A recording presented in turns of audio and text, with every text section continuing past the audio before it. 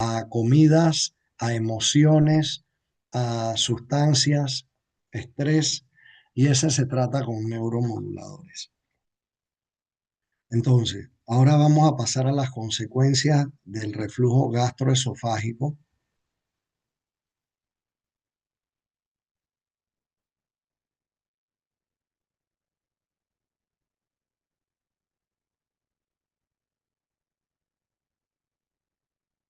Ya les dije que típicamente responden 90% de los pacientes que tienen enfermedad por reflujo gastroesofágico. Pero los pacientes que tienen síntomas atípicos como disfonía, tos, ronquera, carraspera, secreción en la garganta, esos pacientes no responden bien ni a los inhibidores de bomba ni a la fondoplicatura de Nissen laparoscópica, que es el tratamiento quirúrgico para el reflujo. ¿Por qué? Porque los pacientes con síntomas atípicos, eh, la pirosis, la sensación está en la garganta, o la tos, o la carraspera, no se debe únicamente a reflujo, es multifactorial. Tienen goteo posnasal, tienen alergias, tienen abuso de la voz. Entonces es muy importante recordar que estos pacientes que generalmente ve el otorrino, que tienen tos, carraspera, ronquera y a veces da por reflujo, puede ser que el reflujo esté contribuyendo, pero no es la causa única. Entonces esos pacientes hay que tratarlos eh, globalmente, dándoles descongestionantes nasales, antialérgicos, corticoides de inhalación nasal y además tratarles el reflujo. Porque si tratas reflujo solamente, nada más el 50% van a mejorar. Y si solamente tratas la rinitis alérgica y el goteo postnasal, el porcentaje de respuesta tampoco va a ser óptimo. O sea, es una causa multifactorial. Entonces, estos pacientes no se deben mandar a operar por la laparoscopía, porque la expectativa del paciente es que mejore totalmente y no van a quedar satisfechos con una mejoría en que nada más la mitad de los pacientes mejoran y la otra mitad no. Entonces ese concepto hay que tenerlo claro. El otro punto importante es que cuando tienes pacientes con síntomas típicos de reflujo, o sea, regurgitación, pirosis, acidez, y están bien estudiados por endoscopía y pHimetría, el 90% responden a una fondoplicatura de Nissen. Así que la fondoplicatura de Nissen es una buena alternativa para los pacientes que no quieren tomar inhibidores de bomba el resto de su vida y que prefieren tomar el riesgo o considerar una cirugía laparoscópica. Pero su principal utilidad está en los pacientes que regurgitan de noche. Los regurgitadores que cuando se acuestan en la noche se les sube el buche de comida, esos son los mejores candidatos para fondoplicaturas de Nissen. Esta es otra diapositiva donde vemos que los síntomas atípicos de dolor torácico, tos, carraspera, disfonía, no responden bien al tratamiento médico ni quirúrgico porque es multifactorial. Siempre hay que recordar esos dos puntos que le acabo de mencionar. La cirugía no siempre significa el final de la terapia antisecretora para controlar los síntomas del reflujo y no se debe hacer para los pacientes con síntomas atípicos y se debe conseguir un cirujano de mucha experiencia porque no es una cirugía que se hace frecuentemente. Entonces, si te aprietan mucho el esófago, cuando hacen la fondoplicatura vas a tener disfagia y si la dejan muy floja vas a tener reflujo. Entonces, la experiencia del cirujano es importante.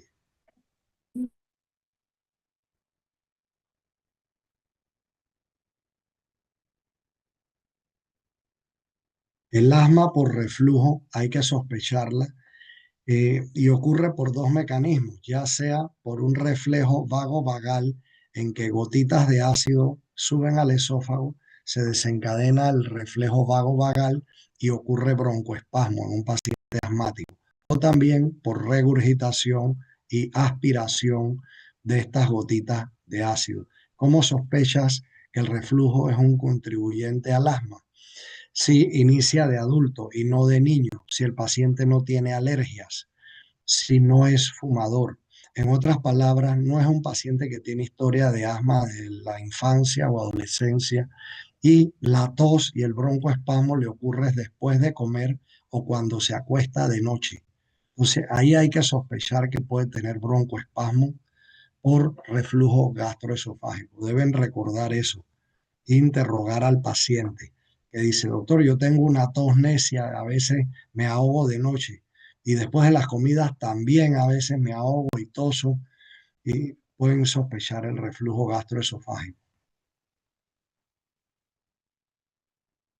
Miren que el asma per se, la respuesta al tratamiento de reflujo no es óptima, es nada más 40 a 50%. ¿Por qué? Porque el asma es multifactorial.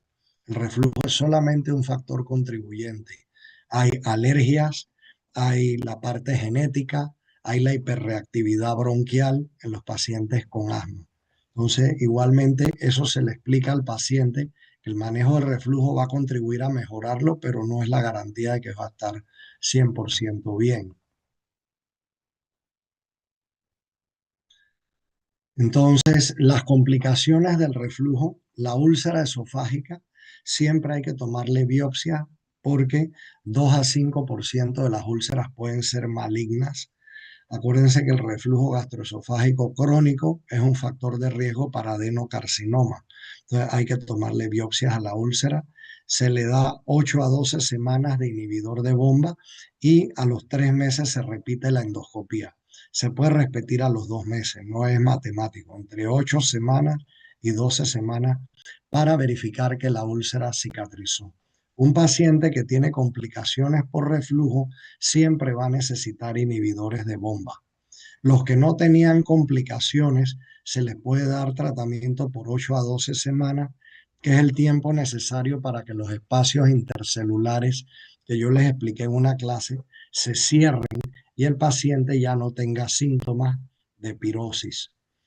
Entonces, pero el paciente que ha tenido complicaciones, llámese esofagitis erosiva, úlcera, estenosis o Barrett's, que ahora van a ver el Barrett's, sí necesita tratamiento permanente siempre con inhibidores de bomba. Basta una tabletita al día por el resto de su vida. Este es un paciente con estenosis esofágica y esofagitis erosiva. A este paciente se le dilata la estenosis con unos balones y los rojos de sangre porque se lacera la mucosa y el músculo fibrosado y se le da inhibidores de bomba el resto de su vida. Y eso va a cicatrizar y el paciente no va a tener más disfagia. Si usted le suspenden el inhibidor de bomba, va a recurrir al reflujo y la estenosis y la disfagia, porque la presencia de estenosis lo que indica es que es una enfermedad por reflujo muy severa, muy agresiva. Tienen mucho tiempo de exposición de ácido. En vez de ser 5% del tiempo, son pacientes que si no le das inhibidor de bomba y le haces una pHimetría, va a tener tiempo de exposición de 10 y 15% del tiempo de reflujo. Entonces se les complica. O tienen hernias hiatales grandes que a su vez hacen que el ácido y la pepsina se quede mucho tiempo en contacto con el esófago. Eso se llama el tiempo de exposición al ácido. Aumenta con el tamaño de las hernias hiatales. Una hernia hiatal grande es una indicación para fondoplicatura de Nissen, al igual que el paciente que regurgita de noche. Entonces esta diapositiva se corrió toda, pero son los factores de riesgo para adenocarcinoma esofágico. El factor de riesgo importante, reflujo gastroesofágico, dependiendo de qué tan frecuente sea. También si eres fumador, si eres obeso, factores de riesgo, tabaquismo, obesidad y la severidad del reflujo. Y la duración de los síntomas, severidad y duración. Mientras más años has tenido reflujo, más probable es que te dé el esófago de Barrett, que no es más que un callo de metaplasia intestinal. Se sustituye el epitelio plano estratificado esofágico por epitelio cilíndrico tipo intestinal que tiene células caliciformes. Entonces esa es la característica. Por eso se llama metaplasia intestinal especializada. Es un epitelio cilíndrico intestinal con células caliciformes y es precanceroso. Es precanceroso y empieza en el esófago distal y va creciendo. Cuando mide más de 3 centímetros proximal, entonces se llama Barrett's largo. Si mide menos de 3 centímetros, se llama Barrett's corto. Y la única forma de evitar de que un Barrett's corto progrese a Barrett's largo es dejando al paciente siempre en inhibidor de bomba o haciéndole una fondoplicatura de Nissen. Afortunadamente, el riesgo de Barrett's hacia cáncer es bajo, es 0,2% por año. 0,2% por año, o sea que en 10 años es 2%, en 20 años es 4%, a alguien le ocurre. Entonces, aquí a la izquierda tenemos una esofagitis erosiva grado D, o sea, úlceras circunferenciales. Grado C es que afecta al 75% de la circunferencia. Grado D, toda la circunferencia y que tiene úlceras profundas. Entonces, después de 8 a 12 semanas con inhibidor de bomba, que cicatriza, así se ve el esófago de Barrett. Se ve este color salmón, rojo anaranjado. Y esta es la biopsia. Ven que son vellosidades con células caliciformes que con la tinción azul al ciano se tiñen de azul oscuro. Esa es la metaplasia intestinal y por definición es una lesión displásica. Displasia quiere decir que está un poco alterada la arquitectura de las células. O sea, hay núcleos que han perdido la polaridad. Polaridad significa que los núcleos deben estar cerca de la membrana basal, pero cuando hay metaplasia intestinal, algunos núcleos pierden la polaridad y se mueven más hacia la superficie del epitelio, o pueden ser un poquito más hipercromáticos o más grandes. El tratamiento eh, sintomático de modificación del estilo de vida, ya ustedes lo saben, lo hablamos en la clase pasada, eliminar las comidas grasosas, el picante, el alcohol, el cigarrillo, cenar temprano, comer carnes blancas, pavo, pollo y pescado porque tienen poca grasa y estimulan menos el ácido, no comerse una pizza de pepperoni antes de dormir, evitar la cafeína porque estimula la producción del ácido, igual que el cigarrillo, el café, el té, la Coca-Cola.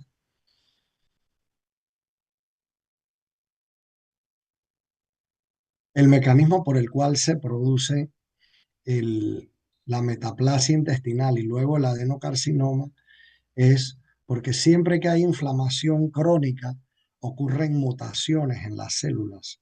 Entonces, al ocurrir mutaciones, el gen que más comúnmente muta es el P53, que es un gen supresor que repara el DNA mutado. Pero al perderse el efecto supresor de este gen P53, entonces ya las no pueden ser eliminadas o reparadas, sino que proliferan en una forma monoclonal y evolucionan hacia cáncer. Entonces, esto es de las mutaciones más tempranas que ocurren en la secuencia hacia adenocarcinoma. Mutación en el gen supresor P53, que es un gen reparador del DNA, que induce también que las células mutadas del epitelio vayan hacia muerte celular programada, apoptosis. Este es un caso ya de displasia en Barrett's y ven que los núcleos tienen distintos tamaños y distinta hipercromía. Miren ese que grande hipercromático y pierden la polaridad celular. Entonces, este es un caso de displasia y así se ve el Barrett's en la endoscopía, como lengüetas de epitelio color salmón que se extienden desde el cardia, puede ser en forma de isletas o en forma de parche o en forma circular. Entonces, estos pacientes necesitan y hay que hacerle endoscopia de buscar displasia. Si uno encuentra displasia comprobada por dos patólogos, porque hay que estar bien seguro que es una displasia real y no una displasia como reacción a inflamación, porque hay displasia reactiva que no tiene riesgo de cáncer. Entonces, dos patólogos deben ver las laminillas con experiencia y el paciente debe recibir un tratamiento de 2 a 3 meses de inhibidor de bomba y repetirle la endoscopia para verificar que hay displasia. Porque si era inflamatoria, reactiva, la displasia se va a ir cuando cicatrizas la inflamación. Y así siguen el resto de su vida. Entonces, si el Barrett es corto, menos de 3 centímetros, la incidencia de cáncer por año es bien baja, es de 0,2 a 0,4. Pero si el Barrett ya crece a más de 3 centímetros, miren cómo aumenta el riesgo relativo de adenocarcinoma, a 1,5 veces, 1,8 veces, y ya la incidencia de por ciento por año, en vez de ser 0,2 a 0,4, ya sube a 0,6, 0,9, 1% con un Barrett largo de 10 centímetros. Pero en términos generales, menor de 3 centímetros se llama Barrett corto y de 3 centímetros o mayor se llama Barrett largo. Y el riesgo de cáncer aumenta con la longitud del Barrett. También aumenta con la duración de los años de reflujo y si fuma también. Entonces, ¿qué se hace si encontramos displasia de bajo grado en las biopsias? Se manda a ablación endoscópica con radiofrecuencia, que es un método térmico que se aplica por endoscopía. Y si hay displasia de alto grado, pues también ablación endoscópica con radiofrecuencia, porque ambas tienen riesgo de ir hacia adenocarcinoma. La displasia de alto grado, mucho más riesgo que la displasia de bajo grado. Pero esto tiene que ser confirmado por dos patólogos. Y después que le haces la ablación a la displasia, también le hacen la ablación al resto del Barrett, porque ese Barrett ya está mutado y va a seguir tratando de generar adenocarcinoma. Así que tratas de quemar todo el Barrett. Entonces ustedes preguntarán, pero ¿por qué solamente se hace cuando hay displasia? Y cuando hay Barrett sin displasia no se hace. Bueno, es muy buena pregunta, porque el Barrett no displásico que no tiene esos hallazgos, el riesgo de cáncer es muy bajo, que para justificar la ablación, el riesgo de cáncer es muy bajo, es menos de 0,2% por año. Pues esos pacientes que no tienen displasia, se les hace seguimiento endoscópico cada 3 años y se les deja el resto de su vida en inhibidor de bomba. Entonces ahora vamos a hablar de la esofagitis eosinofílica. Es una enfermedad inflamatoria del esófago caracterizada por un denso infiltrado de eosinófilos, más de 15 eosinófilos por campo de alto poder. Ahora van a ver la biopsia. Y además tiene una hiperplasia de la capa basal de la mucosa. Es requisito para hablar de esofagitis eosinofílica que ningún otro órgano esté afectado por eosinófilos. El estómago tiene que ser normal y el duodeno también tiene que ser normal, porque si no estaríamos hablando de una condición que se llama gastroenteritis eosinofílica. Y el tema de hoy es solamente esofagitis eosinofílica, que es una reacción inflamatoria alérgica a varios alimentos. Ocurre en niños y adultos y se caracteriza por más de 15 eosinófilos por campo de alto poder. Son las células rojas, hiperplasia de la capa basal. Hay que tomar por lo menos 5 biopsias del esófago distal y medio para diagnosticarlo con certeza, porque puede ser en parche. La inflamación puede ser en parche y puede ser que en una biopsia no salga.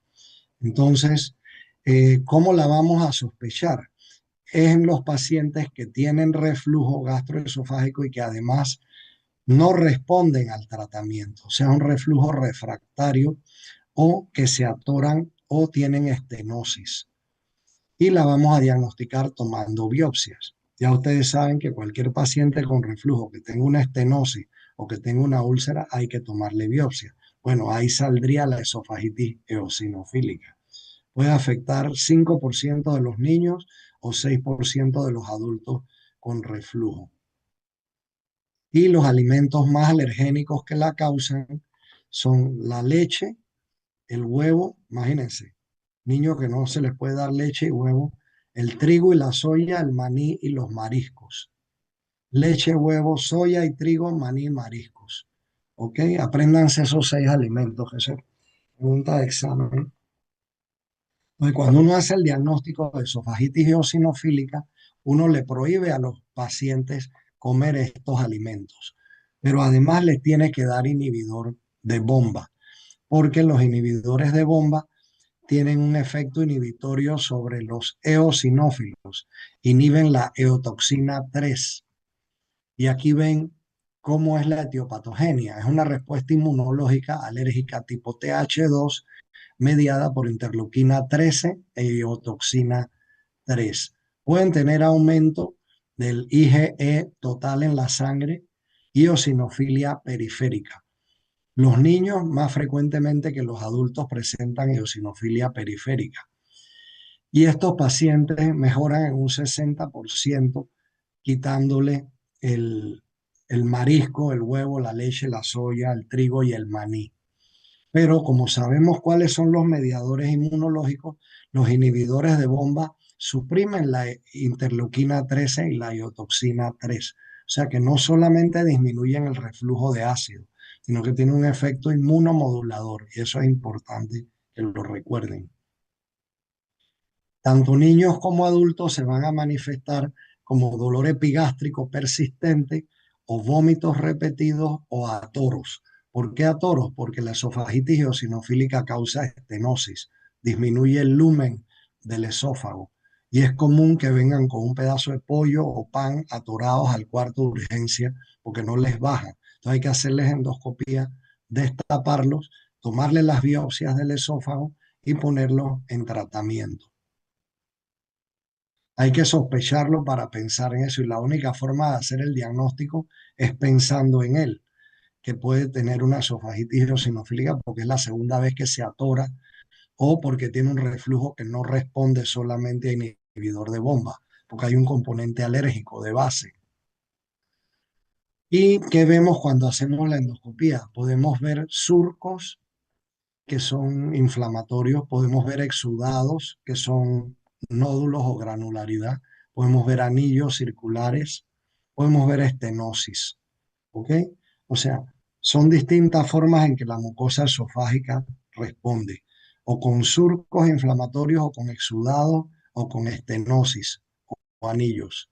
Miren los anillos, qué bonito así se ven, muchas veces, no siempre, pero así se ven. Miren, estos son surcos y anillos, surcos lineales y anillos circulares, circulares y lineales. Entonces se les pone la dieta, se les da inhibidor de bomba y se les da corticoides locales. El paciente agarra una bombita de los asmáticos de fluticasona, esas que usan los asmáticos para inhalar para que se vayan los pulmones. Pero ahora en vez de inhalarla, se la echan en la garganta. No la inhalan, se la echan en la garganta y después se la tragan, porque quieren que se vaya para el esófago, que haga un efecto tópico, no un efecto de aerosol en el pulmón. Así que se echan 2 puffs en la garganta, se lo tragan y eso lo hacen 2 veces al día. Mínimo 6 meses, porque si no recurre. Si el paciente tiene estenosis, entonces hay que dilatarlo con endoscopía y un balón, pero hay que tener mucho cuidado porque ese es un esófago muy frágil que se desgarra la mucosa fácilmente. Así que con mucho cuidado usando dilatadores pequeños. Y por último, lo más moderno es al que no responde a inhibidores de bomba y a los POFs de fluticasona o de budesonida, porque también hay de budesonida, o de fluticasona, el que no responde a inhibidor de bomba, la dieta y los corticoides tópicos, entonces se le puede inyectar biológicos, anticuerpos monoclonales, que son antagonistas de la interleuquina 4 y 13. El aprobado por la FDA es el dupilumab para niños desde mayores de 1 año y adultos. ¿Ok? O sea que esa es la última reserva. Anticuerpos monoclonales. Ahora, no crean que la respuesta es 90%. La respuesta a los anticuerpos monoclonales está alrededor de 60-70%. Entonces, esta es una reacción inmunológica que la vemos en adultos y a niños, generalmente con eosinofilia periférica. Es alérgica a algunos de los 6 alimentos. No tienen que ser alérgicos a todos los alimentos, es algunos de los 6. Entonces ahí nos ayuda un dietista en una dieta por eliminación, que quiere decir que en un tiempo le quita a uno, en otro tiempo le quita a otro, en otro tiempo otro y se lo hace gradualmente. Sospecharla en los pacientes con reflujo refractario o con disfagia o con atoros. Y ya saben que responde a la dieta, inhibidores de bomba y corticoides. Y por último tenemos anticuerpos monoclonales. Y es una reacción inmunológica TH2. Es crónica, el tratamiento tiene que ser prolongado. Entonces, vamos a hablar ahora de trastornos motores del esófago y el más importante es la calasia. Hasta ahora habíamos visto disfagia a sólidos, porque las patologías obstructivas del esófago, llámese estenosis o cáncer, dan es disfagia a sólidos, porque los líquidos pueden pasar adecuadamente porque hay peristalsis y la obstrucción no es total al inicio. Pero la calasia es un trastorno motor y todos los trastornos motores esofágicos producen disfagia a sólidos y líquidos simultáneamente. Así que cuando yo veo un paciente que viene a la clínica y me dice, doctor, me estoy atorando, lo primero que yo le pregunto, bueno, ya lo vi, ya sé qué edad tiene, también sé si ha perdido peso, le pregunto, ¿desde cuándo te estás atorando? ¿Esto se ha empeorado a lo largo de los meses? ¿Te atoras con agua también o solamente cuando comes pan o pollo o cerdo o carne? Entonces ya el paciente me clasifica la disfagia. No, es solamente cuando como un pedazo muy grande de carne o como apurado o con mucho pan o un engrudo, una masa, unas hojaldras, una carimañola. Entonces ya yo sé que esa es una disfagia obstructiva, probablemente tiene una estenosis en el esófago, que puede ser estenosis por reflujo gastroesofágico, o puede ser un cáncer, o puede ser una esofagitis eosinofílica. Pero si él me dice, mira, yo me empecé a atorar hace 3 meses, inclusive con el agua se me queda, me cuesta trabajo bajarla. Y la leche también, y la soda, y la cerveza, y la carne también. Entonces ya yo sé que hay un trastorno de la peristalsis, porque tú necesitas peristalsis para mover en los líquidos y los sólidos. Entonces la calasia es el trastorno motor más severo de todos los trastornos motores y es el único que vamos a ver en la clase. Los otros se los pueden estudiar. Ocurre uno en 100.000 y se caracteriza por falta de relajación del esfínter esofágico inferior ante la deglución y ausencia de peristalsis. Tiene que tener esas dos características: ausencia de relajación del esfínter esofágico inferior ante la deglución y ausencia de peristalsis. Y por esas dos características les da disfagia a líquido y a sólido. El esófago se va dilatando como una respuesta porque no puede franquear esa obstrucción crónica y él se va dilatando. Y se debe esta acalasia a un daño inmunológico en el plexo mientérico y se afectan las neuronas liberadoras de acetilcolina y de óxido nítrico. No se sabe qué la causa, pero se sabe que es una respuesta autoinmune desencadenada por una infección. Entonces, hay un síndrome que es la dismotilidad causada por opiáceos, que también puede simular acalasia. O sea, acalasia causada por opiáceos. La ventaja es que esta se cura, quitas los opiáceos. Son pacientes en drogadictos, generalmente que abusan de fentanil, de merol, heroína. Los de cáncer generalmente no desarrollan esa acalasia secundaria por opiáceos porque si están en opioides, generalmente es porque están en enfermedad terminal y van a fallecer de su cáncer. Así que generalmente se ven los que abusan opiáceos por lumbalgia crónica o drogadictos. Siempre que vemos acalasia, un esófago con el cardia cerrado y un esófago dilatado, tenemos que buscar un cáncer escondido y hay que hacerles endoscopía y hacer bien la retroflexión para ver el cardias desde el estómago hacia arriba, para ver que no sea una acalasia secundaria a un adenocarcinoma gástrico, porque también puede simular acalasia y se llama acalasia secundaria. También hay acalasia secundaria a Chagas, al Trypanosoma cruzi, y esa no se ve en Panamá, esa se ve en Brasil, que se llama mega esófago por Trypanosoma cruzi. Producen mega esófago y mega colon. Es una calasia secundaria. También puede ocurrir una calasia secundaria a una fondoplicatura de Nissen muy apretada. Entonces se está obstruyendo el esfínter y el esófago se dilata y se va fatigando. Entonces, en la calasia primaria, que es la que estamos estudiando hoy como trastorno motor inmunológico primario, no se sabe la causa, pero hay una susceptibilidad genética y un insulto viral que puede ser un virus del herpes o del sarampión, etcétera. Entonces se desarrolla una respuesta inmunológica y anticuerpos antimientéricos que destruyen las neuronas inhibitorias. Y las neuronas inhibitorias son las del óxido nítrico en el cardias, son las que relajan el esfínter cuando tú deglutes. Entonces esta respuesta autoinflamatoria primero destruye las neuronas secretoras de óxido nítrico, entonces el esfínter esofágico no se relaja. Y después destruye las de acetilcolina y entonces se va la peristalsis, porque la acetilcolina es la que promueve la peristalsis. Entonces al final se afectan las dos. Y vemos que al principio de la acalasia, esto es una manometría de alta resolución y se le añaden colores a las ondas de presión.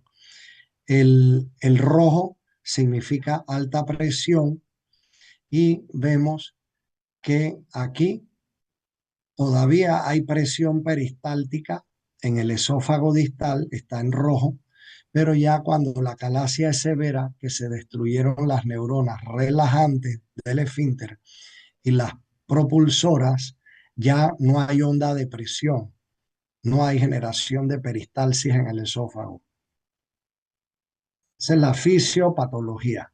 Un insulto probablemente viral en una susceptibilidad genética que desencadena una respuesta autoinflamatoria que destruye las neuronas liberadoras de óxido nítrico y de acetilcolina. Está clarito. Primero se afecta la relajación del esfínter. En otras palabras, el esfínter no se relaja cuando deglutimos y permanece contraído porque predomina la acetilcolina. Y después se dañan las neuronas liberadoras de acetilcolina y se va la peristalsis. La dismotilidad secundaria a opiáceos tienen que sospecharla y también cursa con relajación incompleta del esfínter esofágico inferior y simula la acalasia tipo 3. Que ahora van a ver que hay tres tipos de acalasia según los hallazgos manométricos y la tipo 3 es la que tiene mucho espasmo en el esófago distal. Entonces los opiáceos producen espasmo en el esófago distal y simulan la acalasia tipo 3, pero se mejoran, fíjense aquí, se mejoran cuando les quitan los opiáceos. Dice, estudiados sin opiáceos y estudiados mientras estaban consumiendo opiáceos. Pero la acalasia tipo 3 idiopática Entonces, estos son los síntomas con que se presenta la calasia. El más importante, disfagia a sólidos y líquidos. Regurgitan porque se le acumula la comida, cuando se acuestan se regresa. Pueden perder peso, pueden tener dolor torácico y pueden tener ardor retroesternal, porque los alimentos tienden a fermentarse ahí en ese esófago, porque se pegan a las paredes, porque no hay peristalsis que los vacíe hacia el estómago. Entonces tienden a fermentarse en el esófago y les da pirosis, les da ardor retroesternal, como si fuera reflujo, pero tienen disfagia sólidos y líquidos.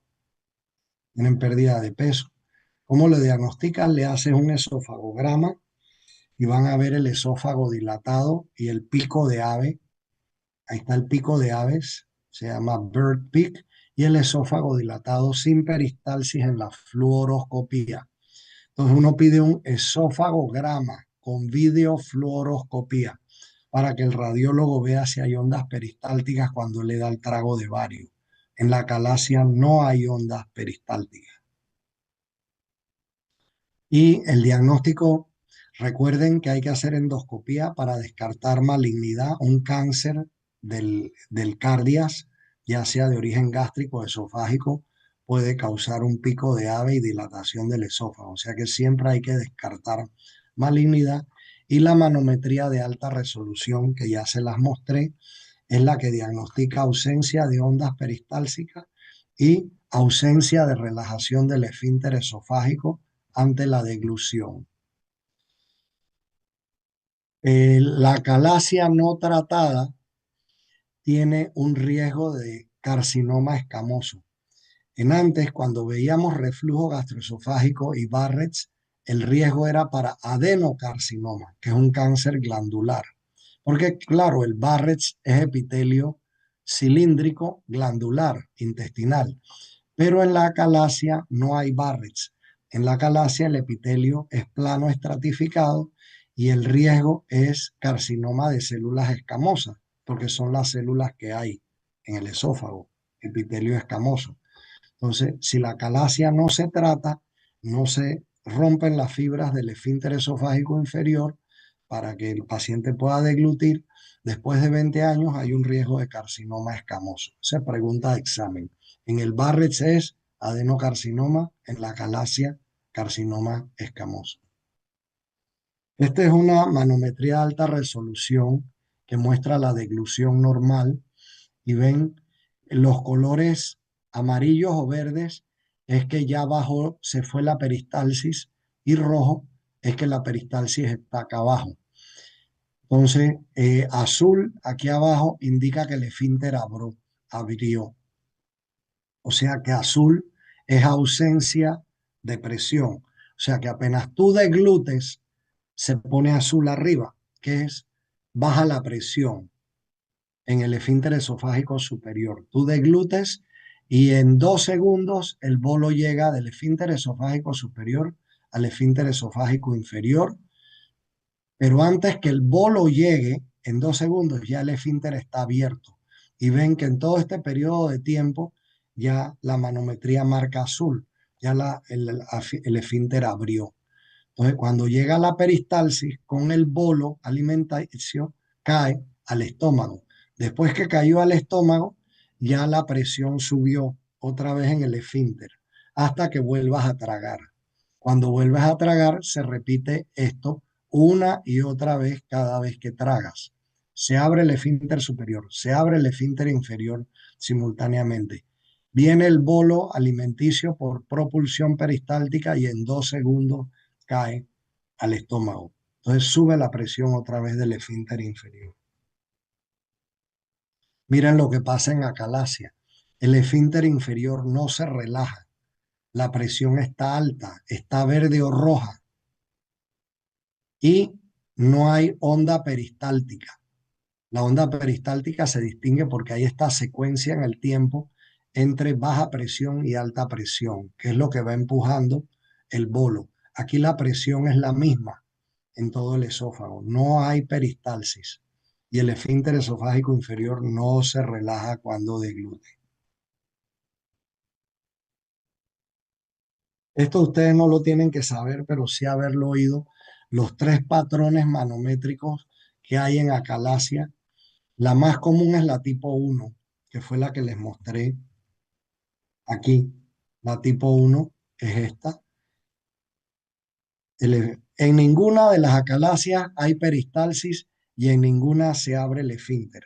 ¿Ok? Eso está claro. En los tres subtipos, en ninguna hay peristalsis y en ninguna se abre el esfínter con la deglución.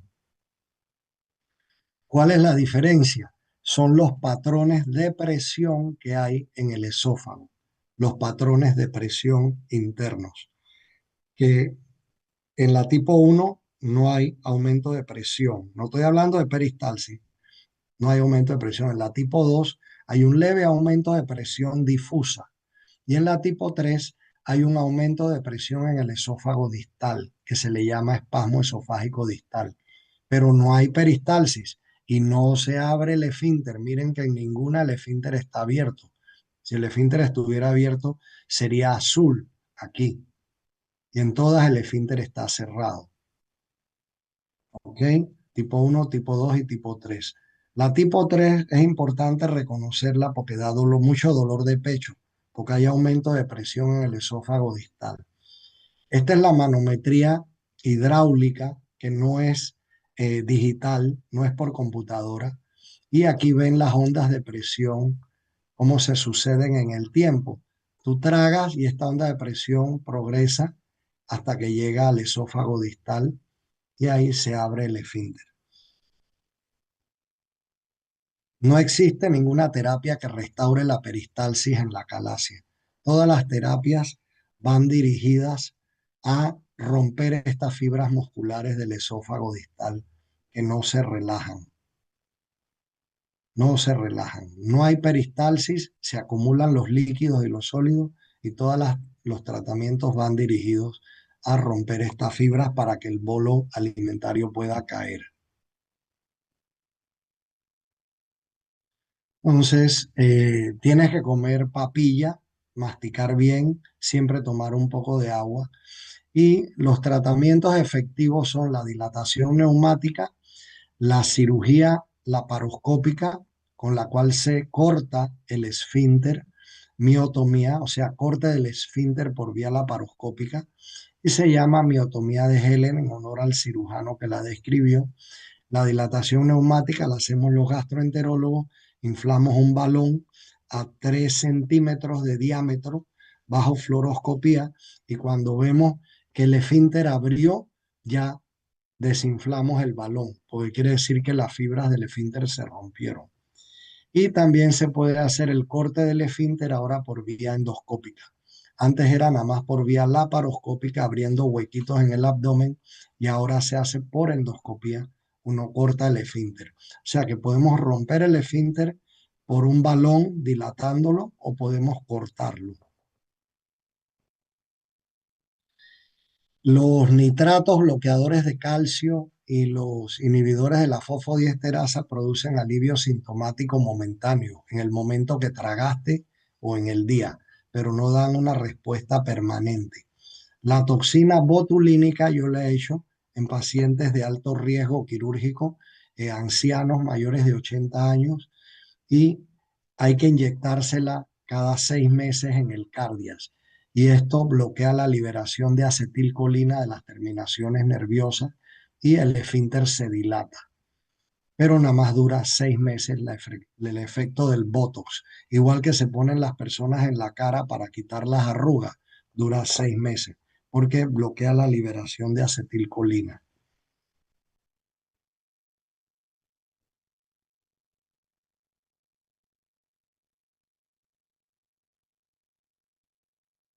¿Ves? A 6 meses, la mitad ya les está regresando la disfagia. Cuesta $200 el vial y hay que estarlo repitiendo cada 6 meses. Pero se va perdiendo la respuesta con inyecciones repetidas porque se desarrollan anticuerpos. Entonces, estos son los balones que usamos para dilatar el esfínter a 3 centímetros y 80 a 90% responden. El riesgo de perforación, 1 a 2%, hay que advertírselo al paciente. Y si se perfora, hay que suturar el esófago ya sea endoscópicamente o laparoscópicamente por un cirujano, pero hay que reparar ese defecto. La miotomía laparoscópica por cirugía a través del abdomen, el cirujano corta las fibras del esfínter. Tiene también una respuesta 80-90%. Es una operación, estás en el salón de operaciones. La parte de la dilatación con balón la haces en endoscopía, bajo fluoroscopía. No te quedes hospitalizado ni vas al salón de operaciones. Esta sí requiere esa cirugía, anestesia general y te quedas hospitalizado. Entonces, cuando se compara la dilatación neumática por balón con la miotomía quirúrgica o laparoscópica, vemos que a lo largo de 3 años son iguales, o sea que son comparables. La miotomía quirúrgica con la dilatación por balón. Son comparables siempre y cuando no sean acalasia tipo 3. Porque si es acalasia tipo 3 en que hay espasmo esofágico distal, entonces el balón no sirve bien porque el balón nada más desgarra las fibras del esfínter. Pero en la acalasia tipo 3 habría que hacer un corte más largo, de 10 a 14 centímetros, desde el cardias hacia arriba, para quitar ese espasmo.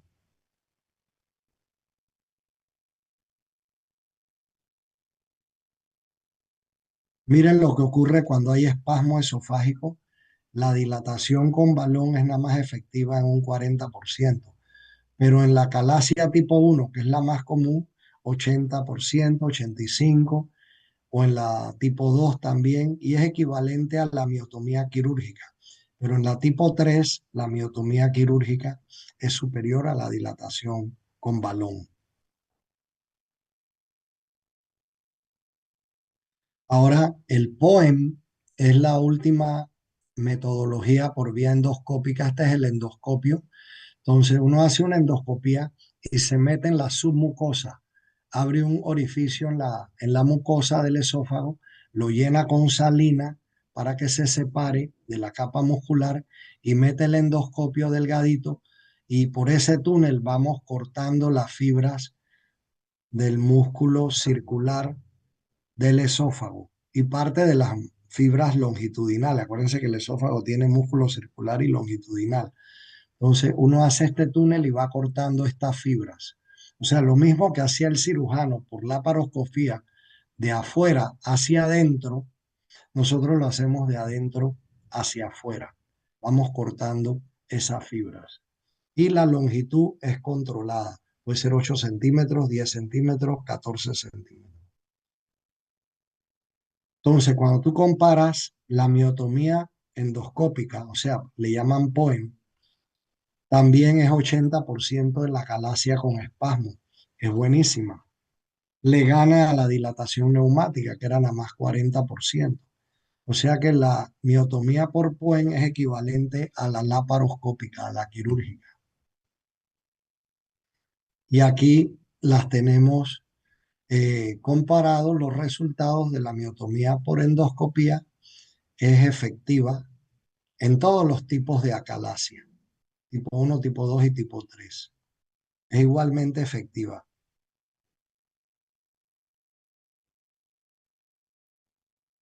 Balón, arriba a 3 centímetros. Miotomía quirúrgica son equivalentes en los tipos 1 y 2. En la calasia con espasmo esofágico distal, las miotomías le ganan a la dilatación, tanto la laparoscópica como el POEM. En la tipo 3 le ganan. En la tipo 1 y 2 son equivalentes.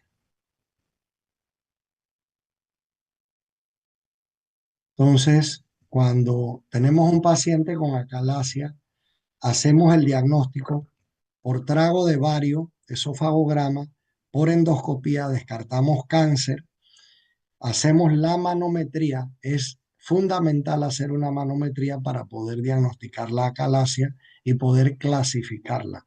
Entonces, clasificamos la acalasia, descartamos que no haya una dismotilidad por opiáceos, esto es por la historia. Si tiene dismotilidad por opiáceos, se los quitamos. Y una vez que clasificamos la acalasia, vamos al tratamiento que puede ser el POEM, que sirve igual para los tres, 80 a 90%, o por balón o miotomía quirúrgica, que es 80 a 90% para los tipos 1 y 2. Si es tipo 3, entonces lo mejor es POEM. Pero si es tipo 1 y 2, puede ser POEM, miotomía laparoscópica o dilatación. Aquí está lo mismo para calasias tipo 1 y tipo 2. Las tres son equivalentes y POEM es la mejor para tipo 3, pero también sirve para tipo 1 y tipo 2.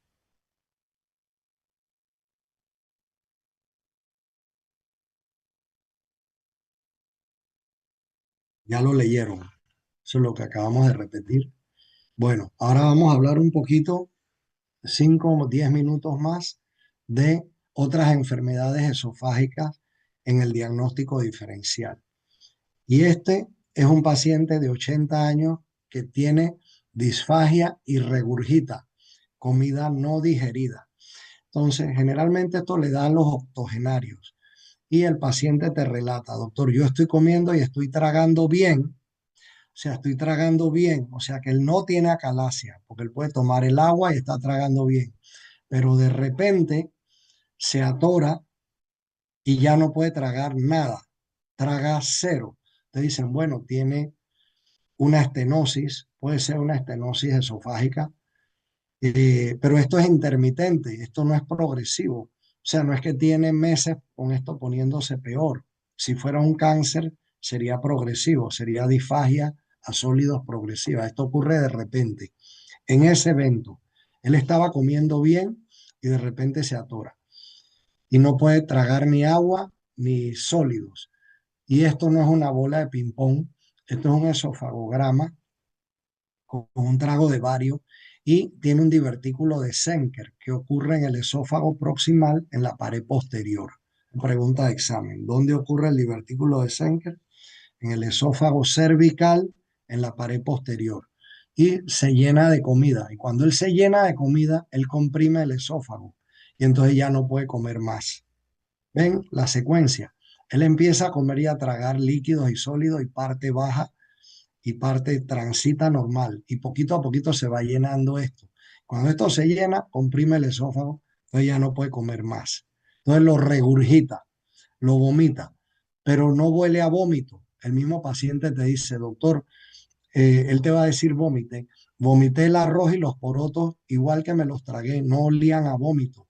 Entonces es una pista, porque cuando tú vomitas, huele a vómito. Esto se resuelve quirúrgicamente, lo tienen que mandar a operar. Lo opera un otorrino o un cirujano general. Así que eso es divertículo de Senker. Este otro paciente es, tiene disfagia intermitente a sólidos. Intermitente, no progresiva. Los cánceres dan disfagia progresiva a sólidos. Cada mes se va poniendo peor. Antes se atoraban con puerco, después se atoraban con arroz, después se atoraban con pan y puré. El cáncer va progresando hasta que se atoran con líquido. Pero este no progresa. Este le ocurre un atoro hoy con pollo o con pan o con un emparedado y no se atora más nunca hasta dentro de un mes. Se llama disfagia intermitente a sólidos. Y ellos van al cuarto de urgencia creyendo que tienen un ataque al corazón porque les duele el pecho. Entonces se les hace un electro, un triage cardíaco, está todo normal y te dice, ah, doctor, no puedo ni tragar la saliva. Entonces ahí es donde se te prende el foco que tienen un bolo de comida atorado. Ellos mismos te dicen, no pude comer más, pero vienen por dolor torácico. No pude comer más. Entonces se les hace una endoscopía y con una canastilla se desaloja el bolo y se ve que hay un anillo que puede ser mucoso o puede ser fibroso. Y uno dilata el anillo con un balón, con los balones endoscópicos que vieron y lo rompe y le da inhibidor de bomba siempre.